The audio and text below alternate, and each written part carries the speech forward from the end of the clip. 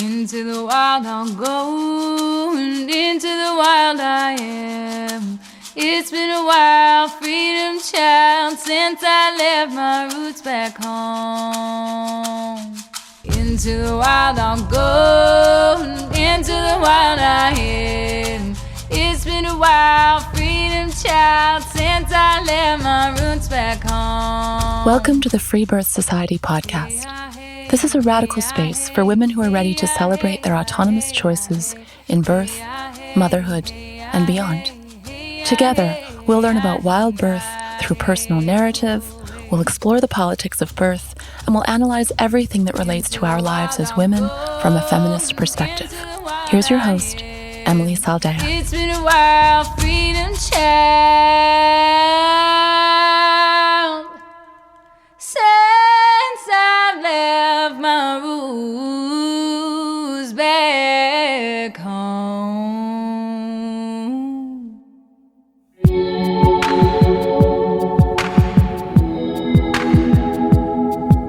I have a fierce episode for you today with the epically powerful Dominique Christina. A spoken word poet, writer, mother, and a radical feminist, Dominique shares her life story of owning her voice and committing to truth-telling. Get ready to interrogate, unpack, and detonate with today's unapologetic guest.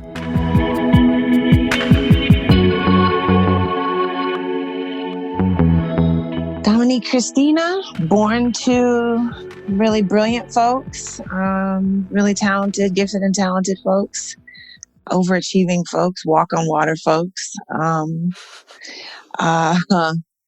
history making folks, like for real. It's not hyperbole. And to be born into that context is quite something. There's a lot of privilege in it.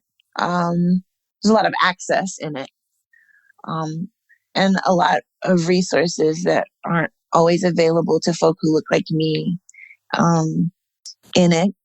And the bar is always super high, and it's never lowered for anyone or for any reason. There's no circumstance by which like the folks in my family would accept mediocrity from any of us. I think by the time I was a teenager, I figured out how to benefit from that. I think I figured out that, like, even though it was stressful, and at times felt pretty thankless, because I had a grandmother who didn't applaud anything you did, no matter how stunning, because she wanted you to keep stretching past, right? So, it got to a place where you were always just sort of seeking her approval and stuff. But even though that would create stress or tension or even resentment from me, for sure, when I was a teenager and on into undergrad, I still benefit from the fact that everyone around me expected me to be brilliant and helped me be. Mm-hmm. I mean, there's no getting around that. And so I was a volleyball player. From the age of 11 to the age of 22, it was an identity. It was really kind of the only thing I was pouring into at the time. And then I broke my wrist at opening ceremonies of the Olympic Games and had to start thinking about what else I might be or become, which ended up being a really crazy gift. Took a creative writing class, whimsically chose to do it just because the professor was really cool and seemed cool on campus. I didn't know anything about him.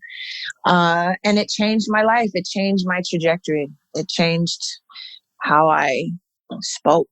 It changed how I thought about the world and myself in the world. And it changed how I was going to be relative to my own story, and what language I would curate for those things. So that's the short version of who I am. I'm a mother. I'm a troublemaker.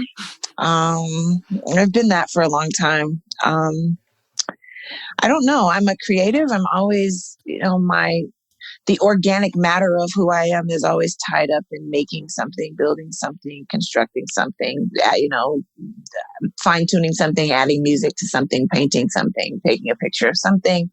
It's always a very, creative thing that sort of keeps me afloat and keeps me on the planet and keeps me willing to be on the planet. Yeah.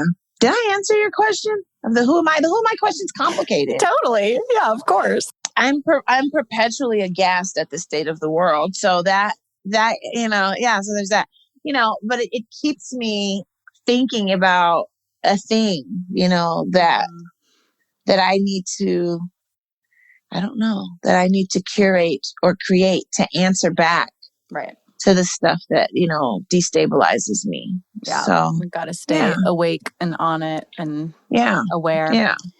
So at what point does your relationship to radical feminism begin? I don't know. It's an interesting question, though. I mean, I think if you take that term and you apply it too singularly, it's constricting. Like this philosophy that you read about and then began to interrogate and then began to implement it into your life, and it happened on August, 28th, 1992. Right. Like,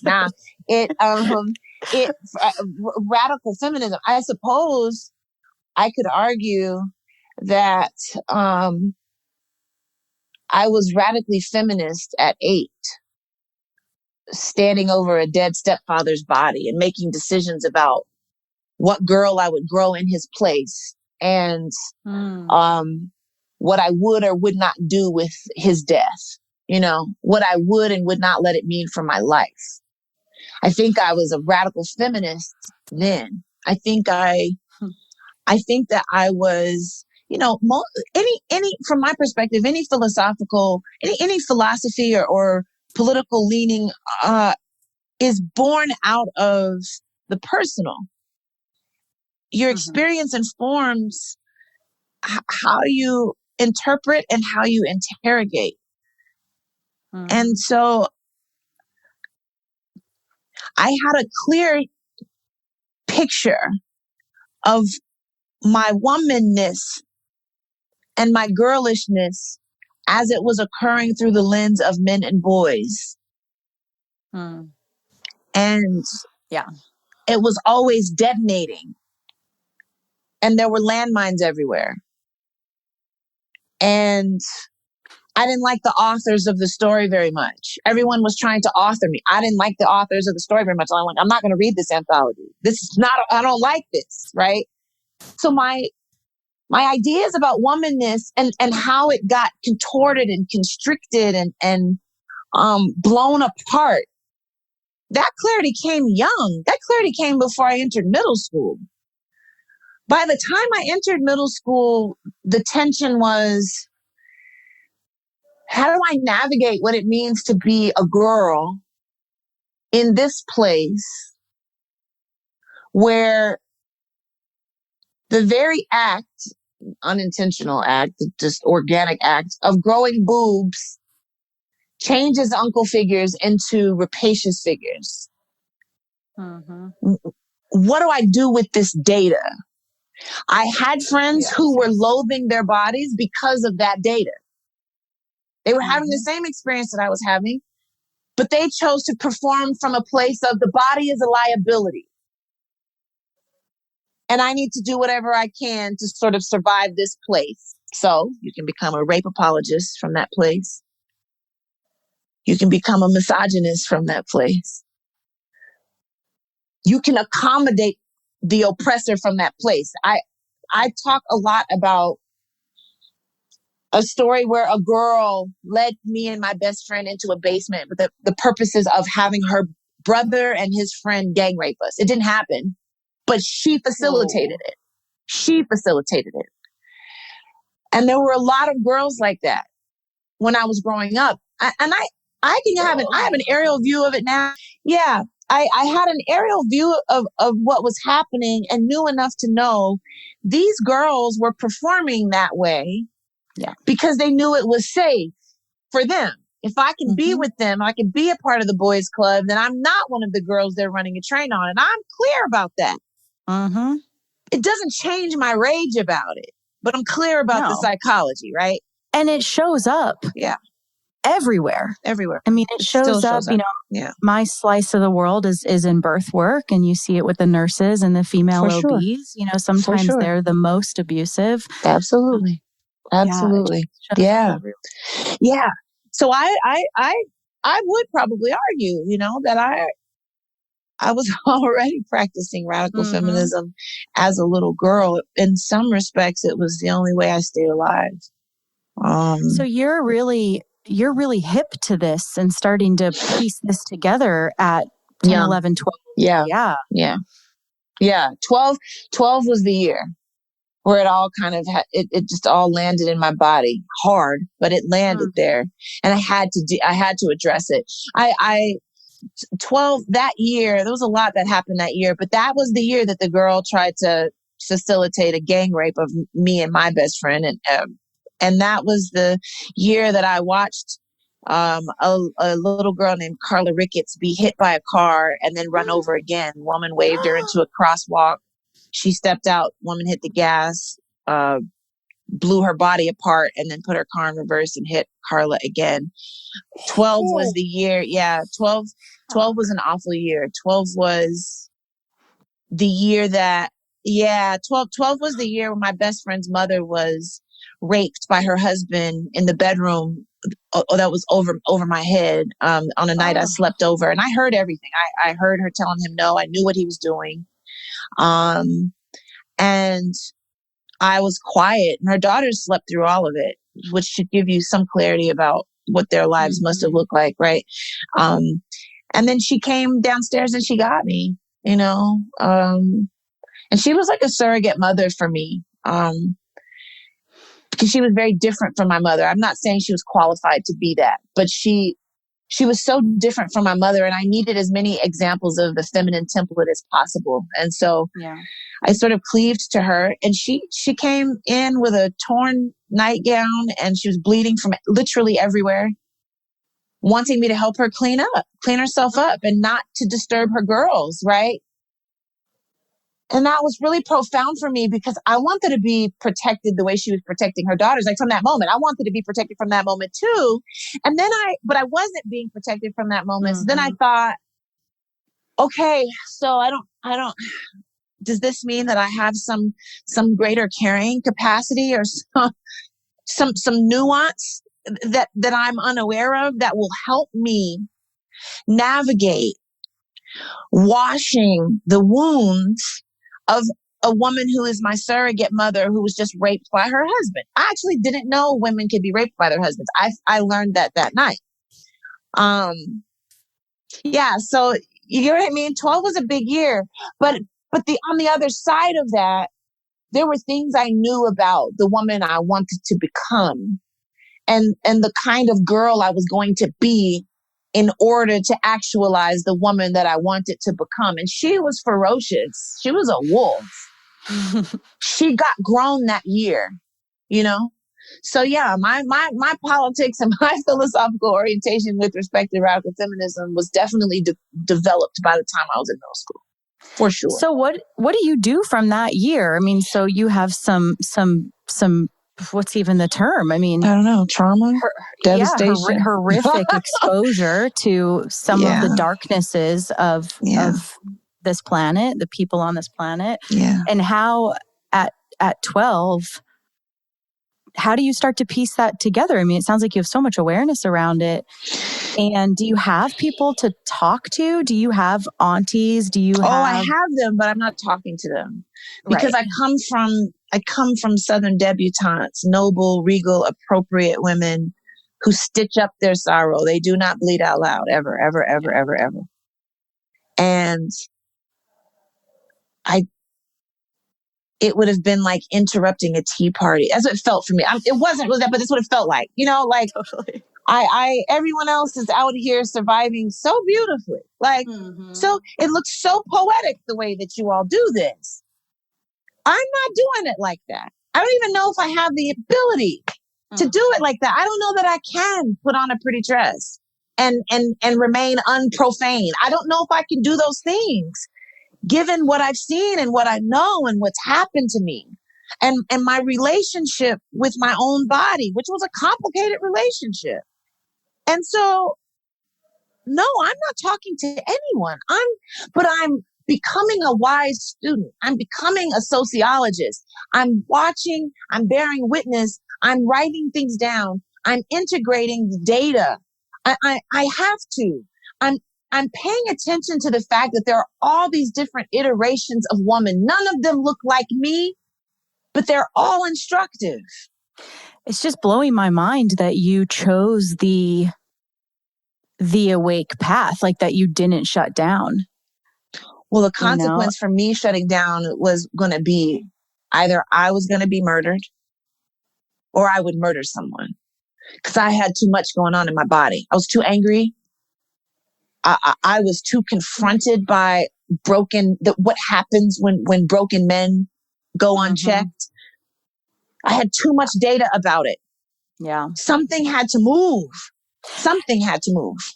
At what point in your life do you find the women who become your mentors and the women that teach you things, like that are on the path of this expressive, artistic, not turning a blind eye? Like, I heard you say you have the aunties, but you're not talking to them. When do the women come in that you are talking to about this? I had to do it first. I really did. I had to model it first, and then they showed up in the room. I feel like I've been permissioning women to do this, even the women that I come from, the women that are older than me. My mother's so sassy now, girl, but she wasn't. When I was a little girl, she wasn't.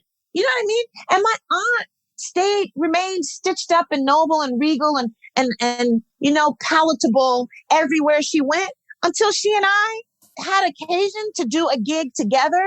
And she intended to do her normal sort of standard lecture where she makes everyone in the room feel safe. And I blew it apart. And then she was like, well, shit. And now we have really honest, real conversations. And she never went back to that standard lecture of trying to make everybody feel safe in the room. So in some respects, I feel like I was commissioning people, but I had to detonate first. I had to interrupt space first. I had to go ahead and bleed out loud first. And then in so doing, there were all these women in my life who went, oh shit, that's what we're doing?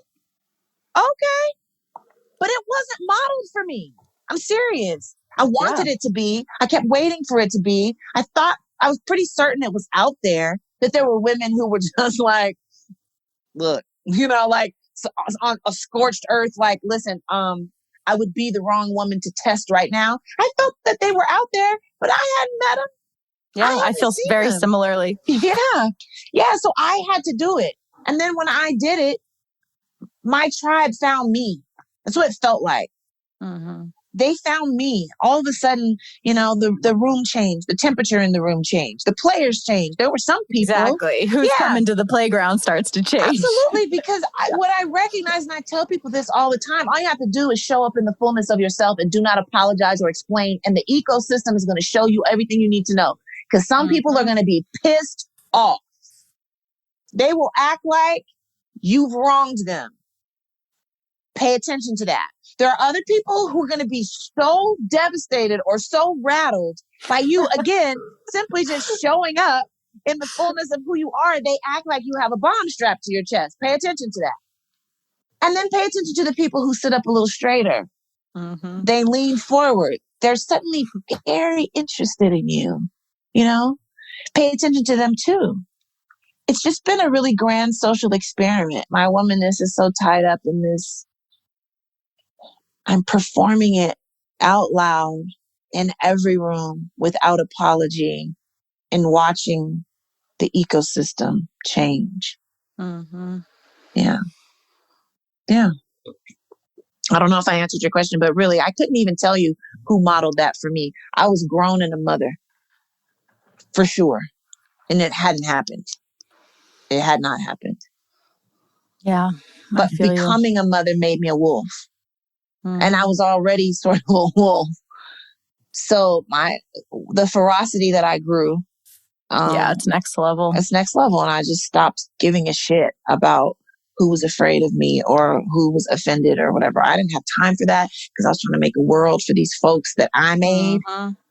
Right. And I remember, being quite young, realizing kind of what a joke it was to care about people's takes on me who I didn't want to be like. Right.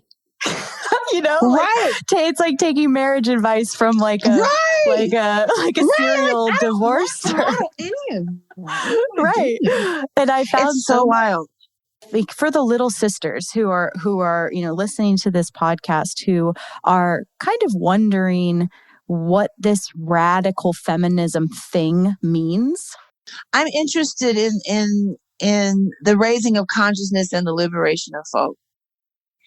And I'm interested in the radical exploration and the radical interrogation of what it means to be woman. In order to do that, you have to detonate the male gaze. You have to. I'm sorry, but you have to. And what does that mean, to detonate the male gaze? Well, it means that so many of us inherit ideas about womanness through the lens of masculinity. A man's version of the story of this is what gets translated to us, and it's what we're conditioned to perform from. So you have to detonate that story, right? That author is not more expert than we are, right? Men have been authoring what it means to be woman forever. They still are in most spaces. And they still are.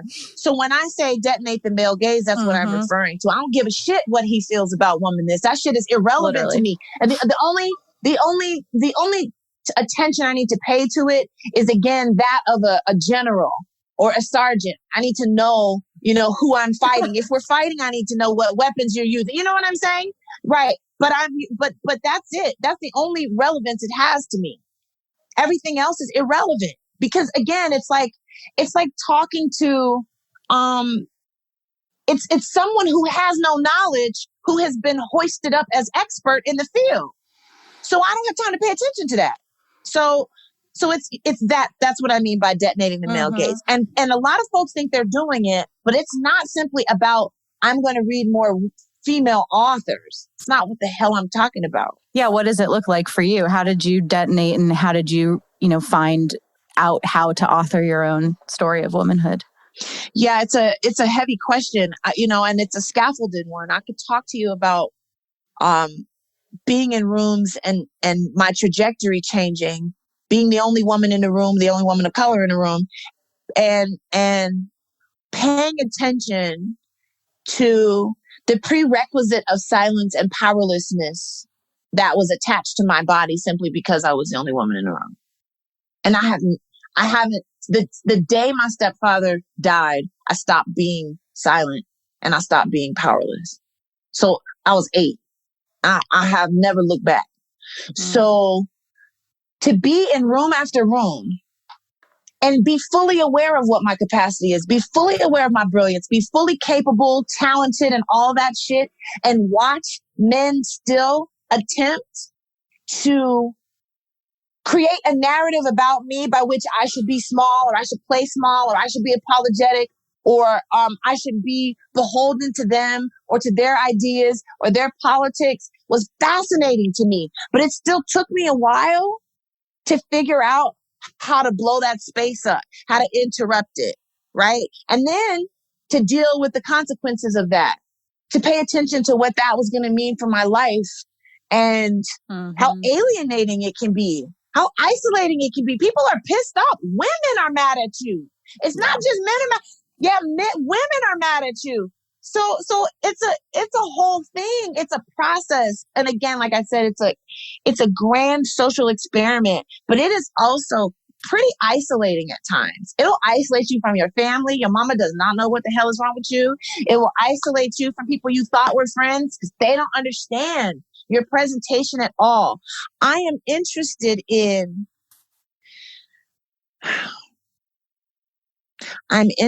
having folk interrogate these antiquated ideas about women. Because those ideas suggest that we aren't fully realized identities. Like this idea that we can be taken on and off, that we're mere costuming for some strange fixation. We need to interrogate and unpack that and then detonate. That we can be worn, or that we can be erased, that we can never be fully realized. I mean, like, if I accept this postmodern performance art as unequivocal, this idea that woman is mere costume, I put a dress on and a red lip and declare myself this thing and I am this thing. If I make that concession, this version of woman as constructed, then the only place I have belonging in this country or in this society or in this world is the grave. There's no place for me. If I am mere costuming, if I'm mere ornamentation, mere window dressing, if I can be summed up by a dress, a red lip, and a high heel, right? Then there is no place for me. And I reject that. I know how big woman is. I know how vast and complicated we are. I know how necessary we are. I know nothing moves on this planet without us. So the very idea that you would then relegate me to window dressing or suggest that my identity can be tied up neatly to a skirt is absolutely obscene, and it's beneath me. It should be beneath anyone, right? I think it's that. And you say that? Yep. And there are all these folk who line up to call you a name. All these folk who decide on the merit of me saying, I insist on myself and you will not determine my identity by a costume and a declaration. Now I'm phobic. I'm scared of an entire group of motherfuckers I have never met to be afraid of you. I'm a bitch now. Right. I'm a turf now. And I know what you're afraid of when you call me a bitch. I know what you're afraid of when you call me a turf. Like, when you require my silence, that's an admission of your frailty. Fuck yeah. And uncertainty about your position. And your or your total allegiance to your own oppression. That's right. And I'm not beholden to your hurt feelings. So that's the piece for me, honestly. Yeah. We could also just say radical feminists are the ones who show up in the world in a way where we just make sure you're clear about the fact that we're not beholden to your little stupid ass ideas. That's all we're saying. I'm not beholden to that. Like, you made that shit up. Yeah.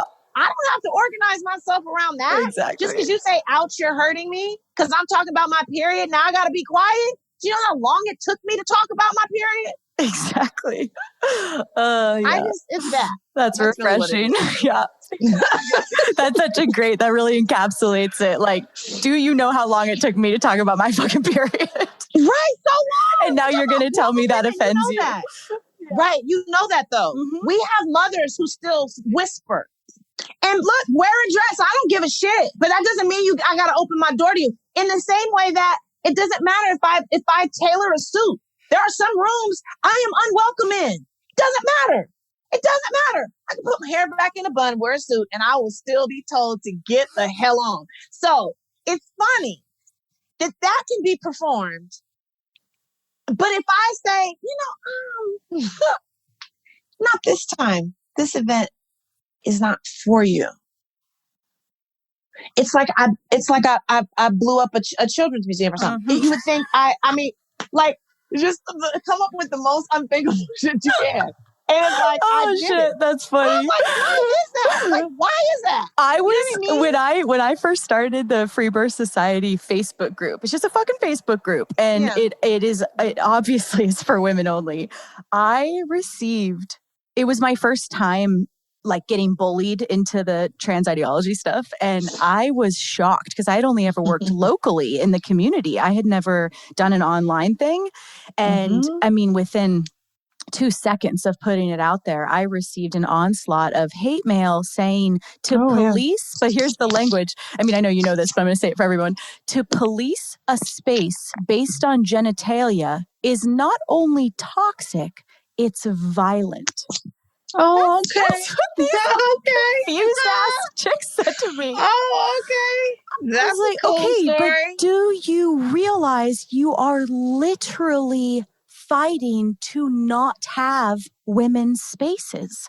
Like, you're doing this to yourself. The shit that feminists have fought for forever. Mm-hmm. You're upholding that we're not allowed to have female spaces. Get the fuck out of here.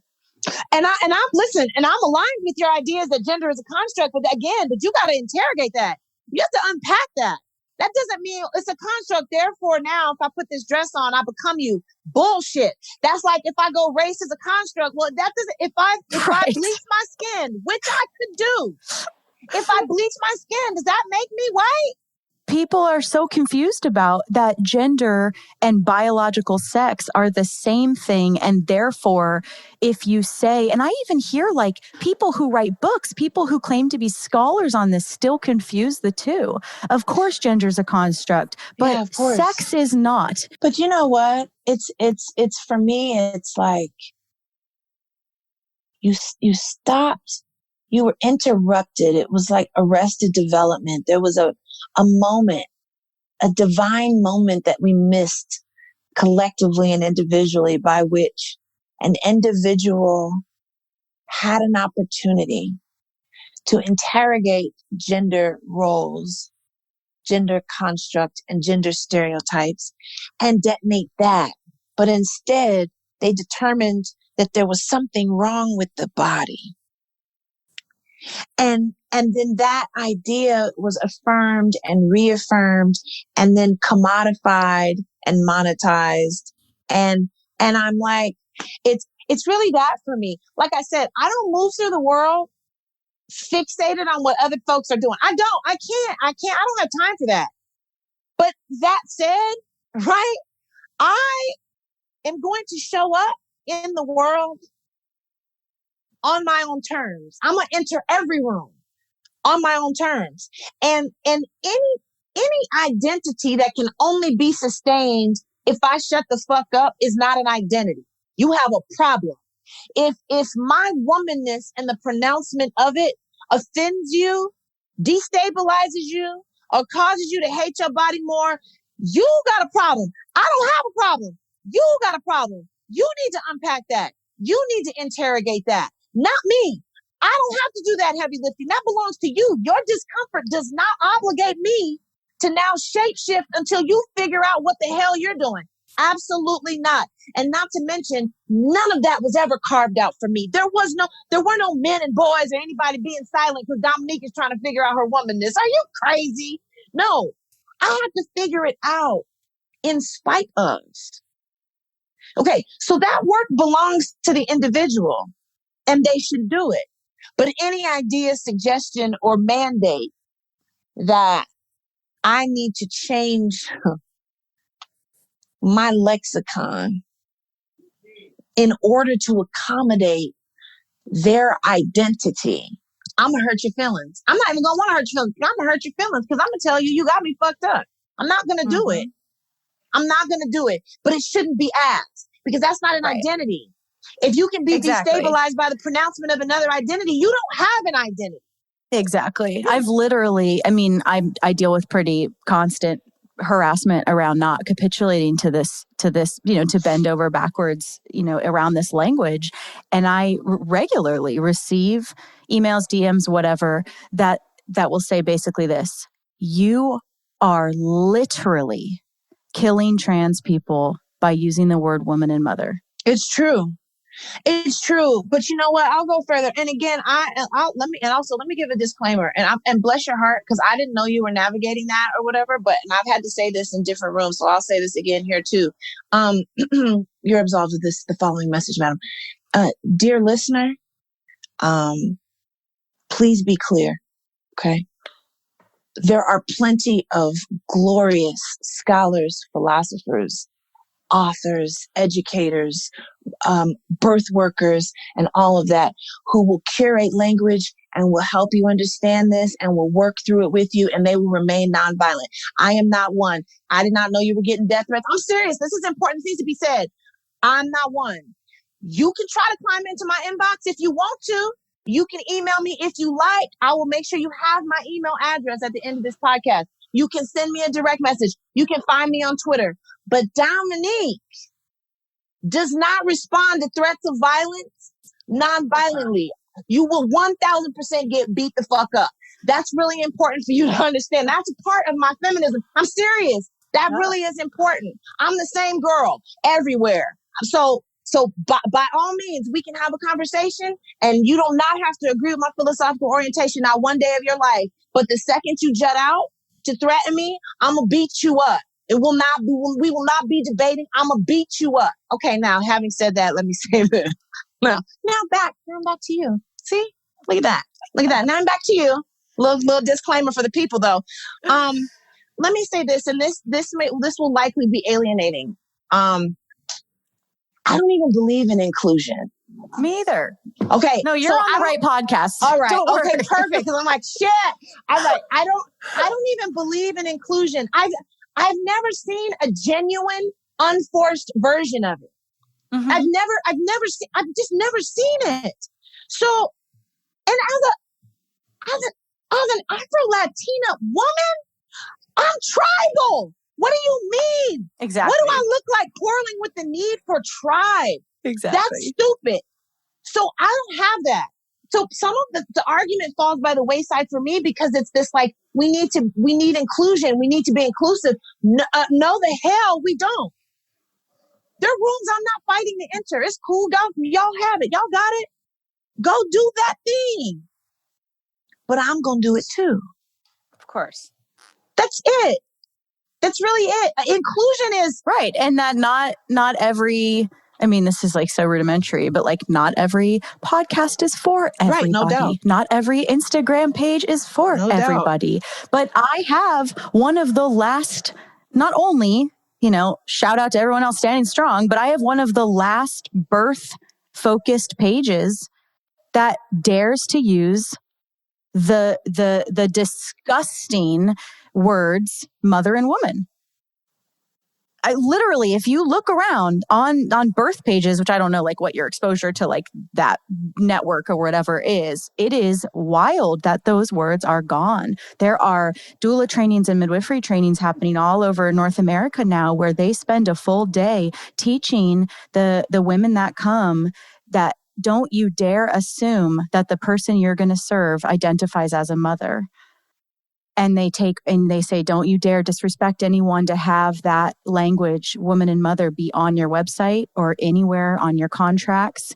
I mean, it was a very long time ago that I started in this world, so in this birth world. So it was before this kind of new radical inclusion at the cost of actual female erasure.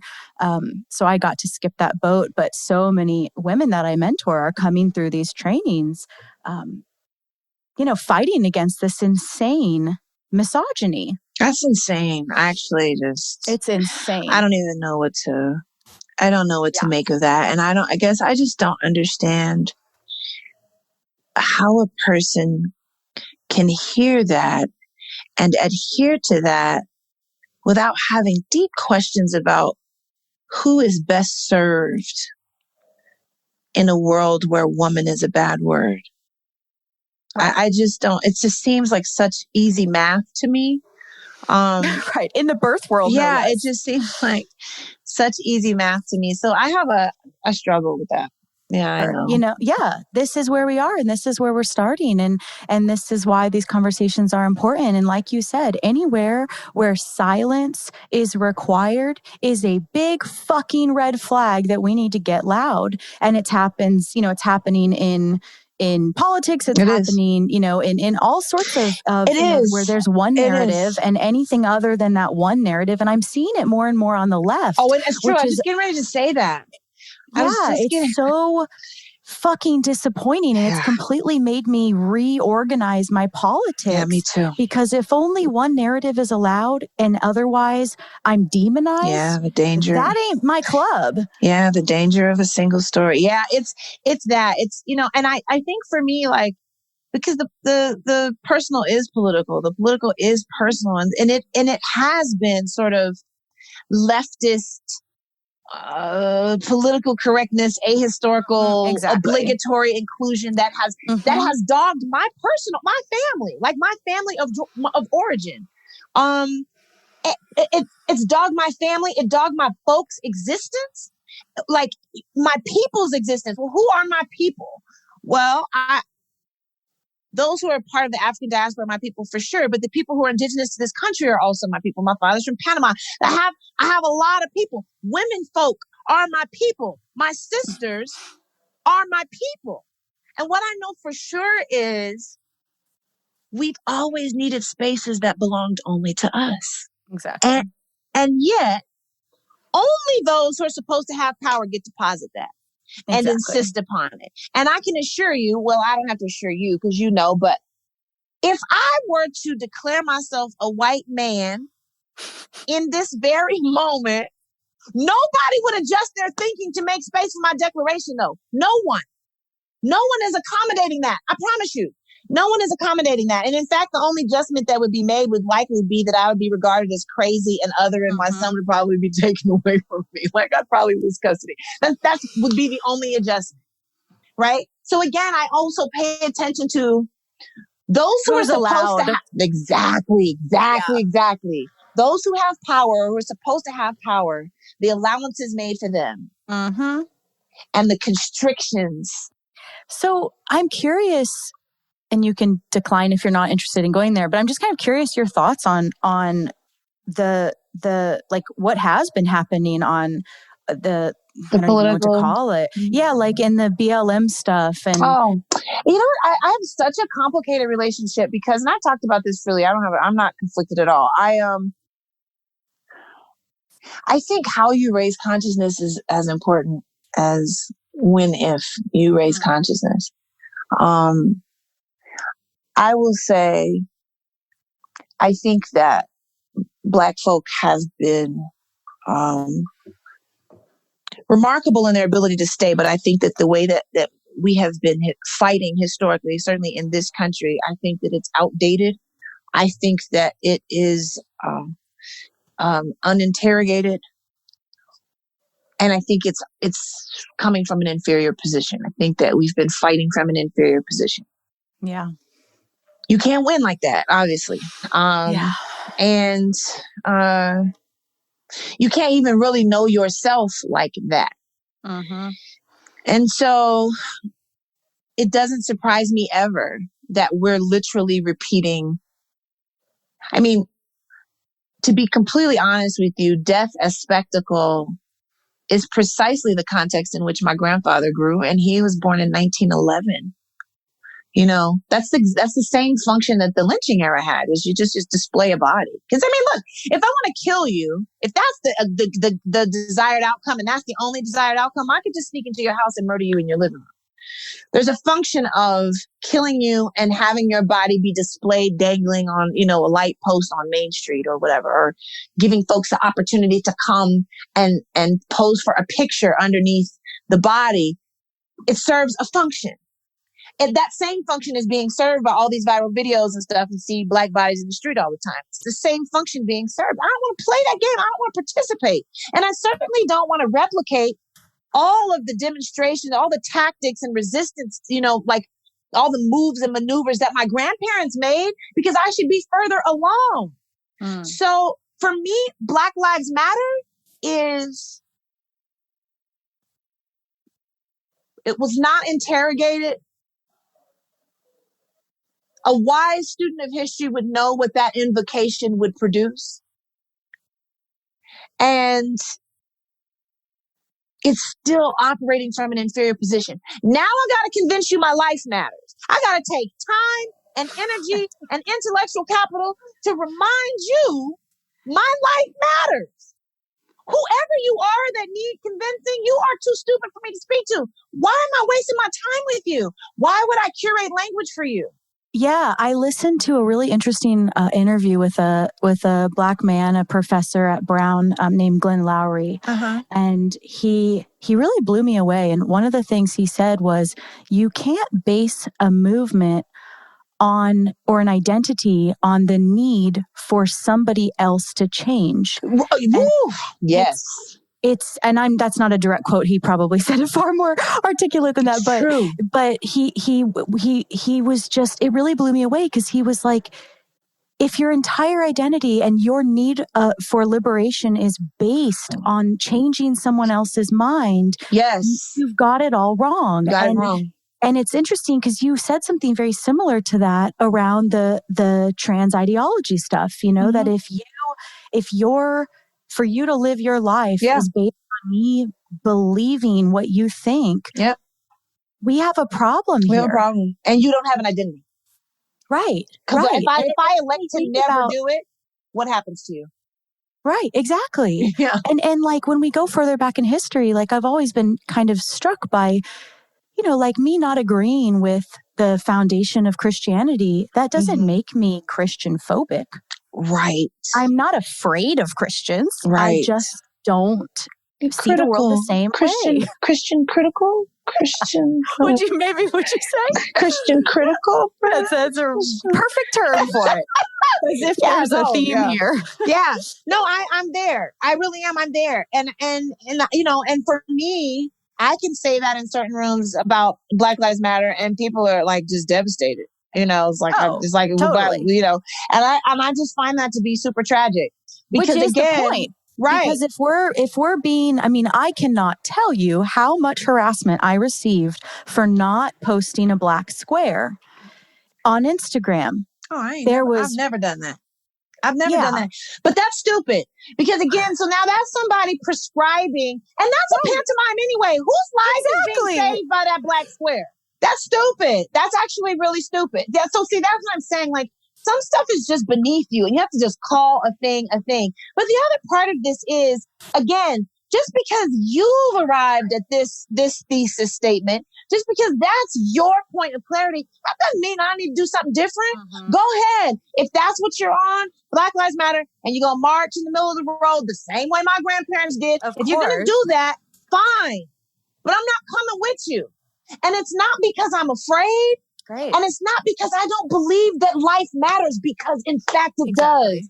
Right. And the one narrative is not only like dangerous, but it's also boring.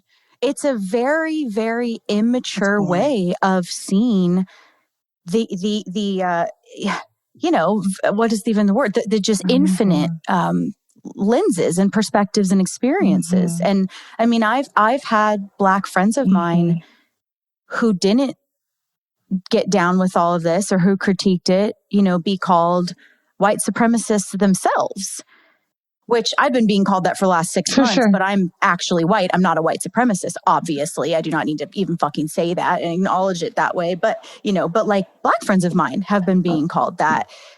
It's just, it's such madness. Yeah, but the activism is performative. Exactly.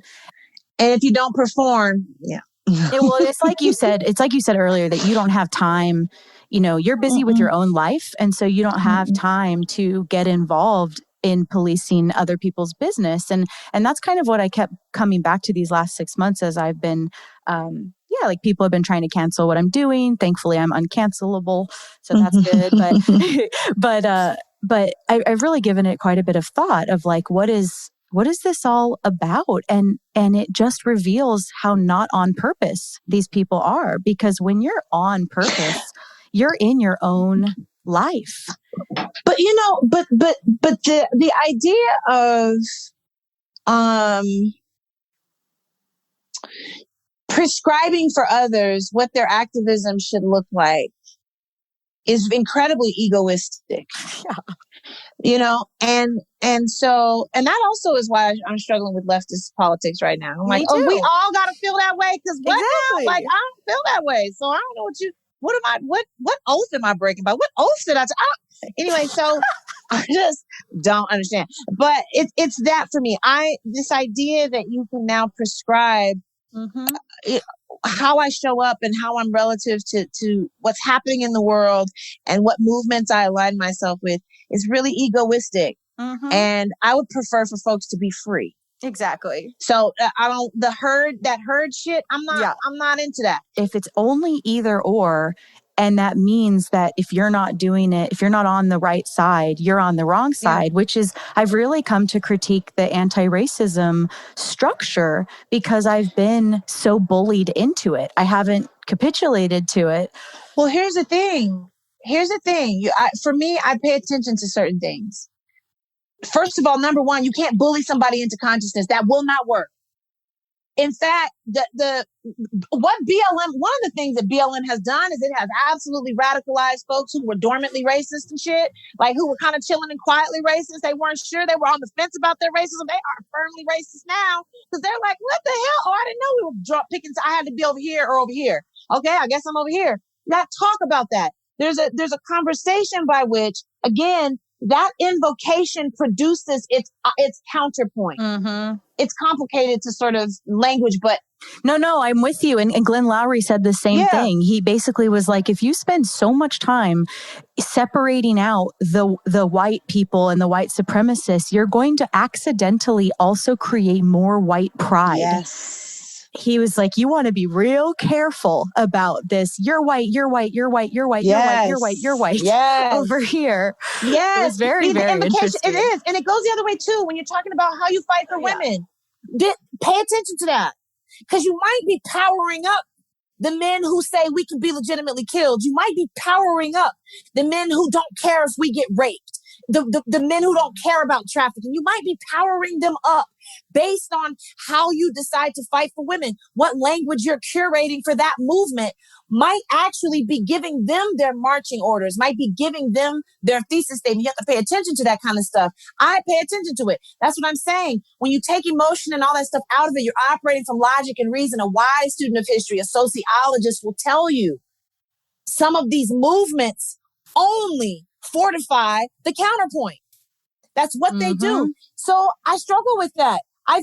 We have, even in the face of, there's little things for me. Like I'm not, and I have said this so many times, but I will say it again.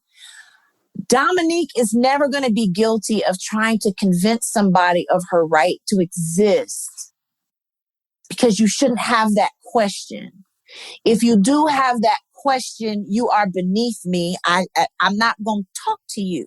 I got better stuff to do, right? So we don't have to align or agree ever. In fact, I don't like confluence as much as I like conflict. I really super like conflict. I like to learn by virtue of, I say this thing and you go, hold on. And then you say this thing and I have to try to figure out how you got there.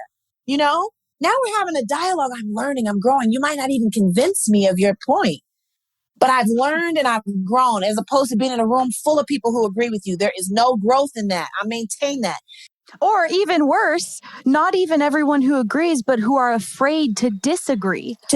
Right. So I struggle with that. So no, I'm not going to convince you of my right to exist. I'm not going to go out of my way to spend a whole lot of energy talking to you about why we should not be legitimately killed or raped and murdered.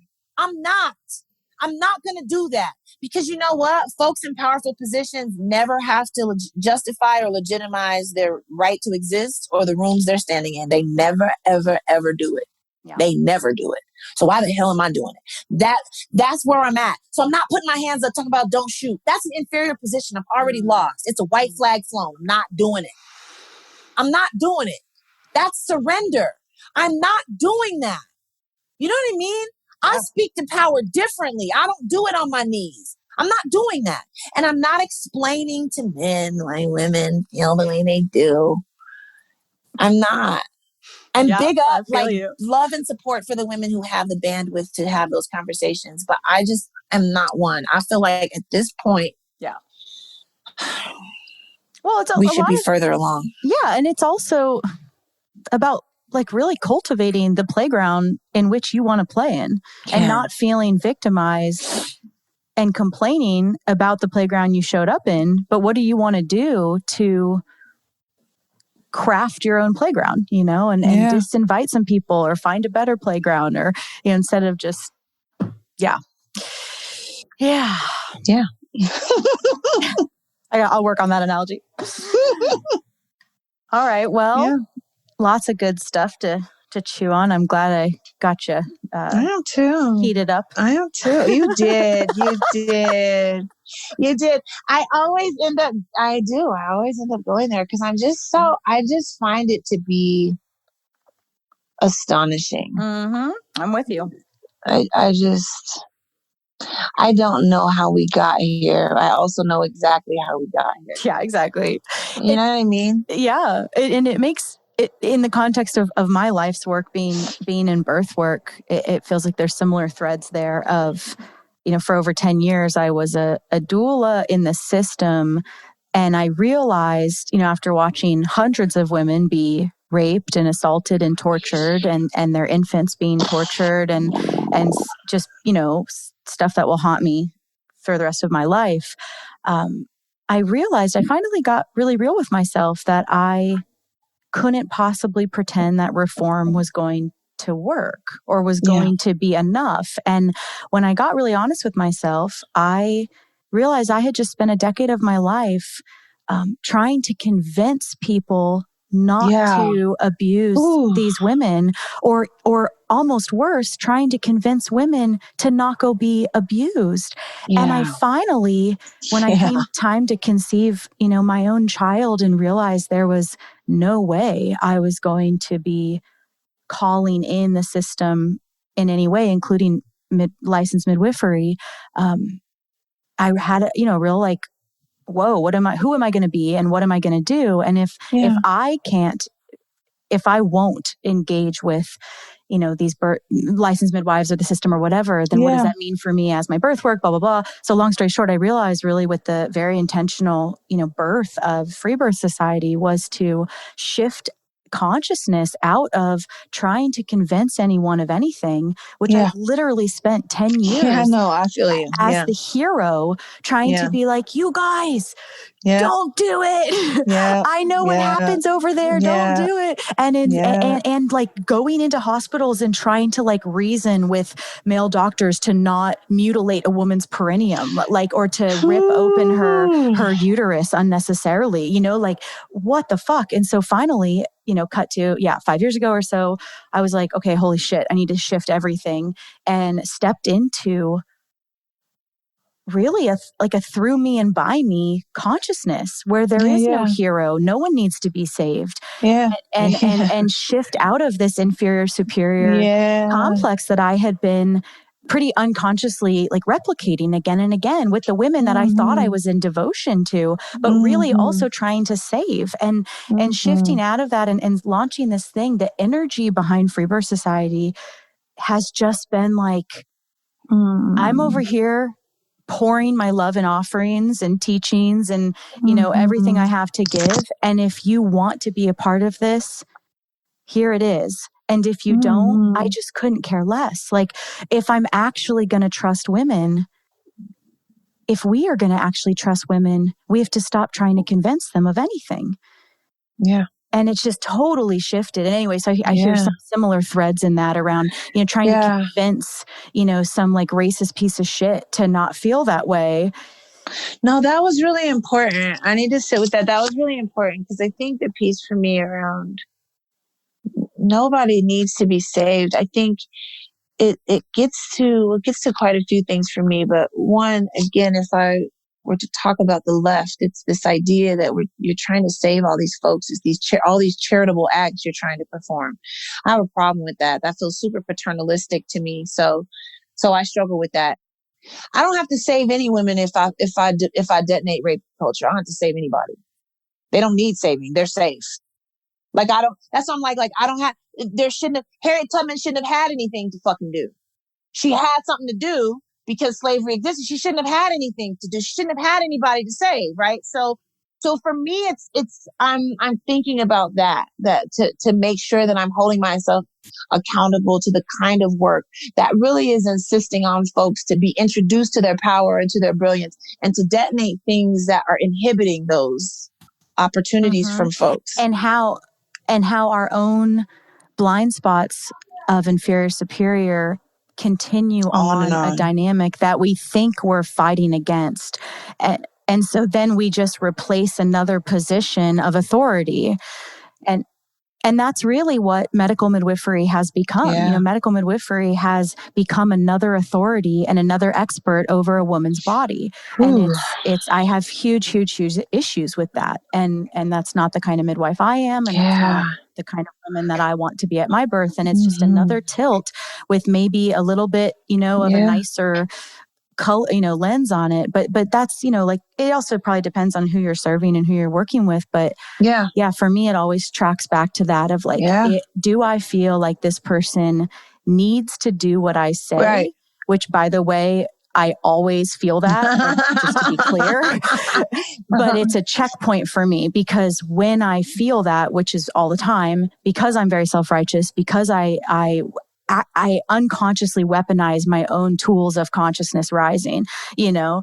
And so, but that's the dance, is to be super aware of that. And when I come at women where there's no hierarchy and we all, it's a completely different, you know, like, I get to be an authority over my life, my work, blah, blah, blah, but that doesn't in any way make me an authority over you. And so, how to be in that space. And to me, that is the roadmap to begin even playing with this idea of matriarchy.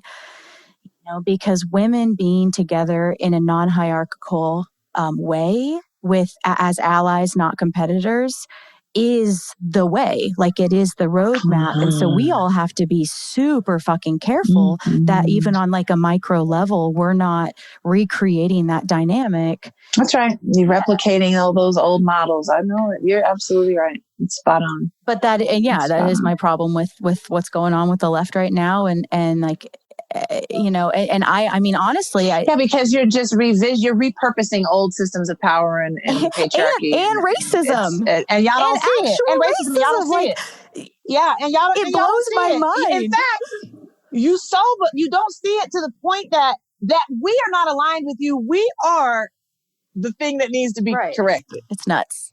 We're the problem. Yeah, it's insane to me. But I'm super grateful for the conversation, because I think it's important. Again, even if it's like, it's not about, I don't curate language to convince folks. No, that's a losing battle. And it's not even fun. There's like a quick adrenaline hit of convincing, but it's unsustainable. You know, I used to be the person in my family who was the self-righteous vegan that was insisting that everyone needed to see the PETA video before they served the turkey. You know, like I was that 19-year-old, you know, and I just don't have that in me anymore. I'm like, oh, if we are already coming at each other, needing to convince, there's nothing here for us. It's actually not even interesting to me anymore. And it's opened up a completely different awareness of actually relating and letting people come as they are. I mean, it's completely different. Yeah. Yeah, that's amazing. Yeah, look, girl, listen, I don't expect agreement anywhere on the planet. So you can't destabilize me with that shit. I am like, what? There are people who don't agree with me? Like, what do you mean? I don't have that. In fact, it must be nice to like walk into rooms and be like, everyone here under the sound of my voice agrees with me. No, I have not enjoyed that. I have enjoyed everyone under the sound of my voice knowing that they have to shut the fuck up. But I have not enjoyed agreement or like confluence. But that's not who women like you and I are. Like, we're actually part of our purpose, you know, is to shake stuff up and to have the courage, you know, truly to have the courage to sit in a room knowing most people don't agree and to be that lighthouse. That's right. You that know? part. And when, because otherwise people are going to forget, like, we have to represent, you know, the dissenter. We have to. And we have to embody that role, because there's, you know, everyone gets to be their role. And in any given room, there's always going to be a couple dissenters, a couple followers, a couple, you know, all the different roles. Yeah. And so we have to be that. And so if you are listening to this and you have a closeted dissenter, get the fuck out of the closet, you know, because we need the dissenters out there. And I can tell you, it's way more fun. It is more fun. It's dangerous too. Pioneering is hard.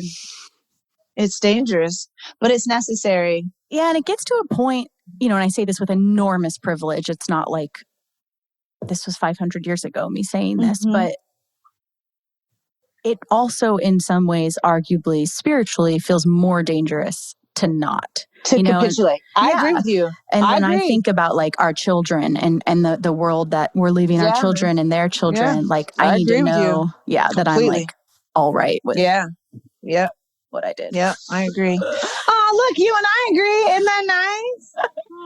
Oh, there's 7 of us. Oh, that's nice. Okay, girlfriend, thank you so much. This was a total joy. Thank you so much for having me. It was my pleasure. Where can people find you? Everywhere. I'm everywhere. Everywhere.